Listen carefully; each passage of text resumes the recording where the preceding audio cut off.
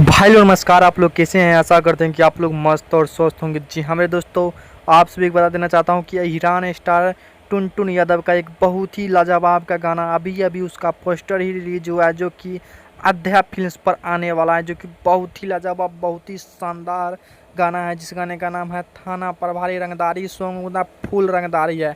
इस गाने में पूरा फुल रंगदारी है। आप सभी के बीच में बहुत ही जल्द टुनटुन यादव का ये गाना रिलीज होने जा रहा है अध्या फिल्म्स पर। अभी अभी इनका पोस्टर रिलीज हुआ है टुनटुन यादव के पेज पर। उनके माध्यम से बताया गया है कि बहुत जल्द ये गाना आप सभी के बीच में अध्या फिल्म्स पर आने वाला है, जो कि इस सॉन्ग को गाए हैं singer Tuntun Yadav Iran star, यानी ईरान स्टार टुनटुन यादव इस सॉन्ग को गाए हैं। और फीमेल सिंगर है खुशी कक्कर और गीत लिखे हैं सोनू यादव और म्यूजिक सजाए गए हैं आर्या शर्मा जी, जो कि बहुत ही जल्द आप सभी के बीच में अध्या फिल्म्स पर रिलीज होने वाले हैं। तो आप लोग इस सॉन्ग को देखना ना भूलिएगा और प्यार आशीर्वाद जरूर दीजिए।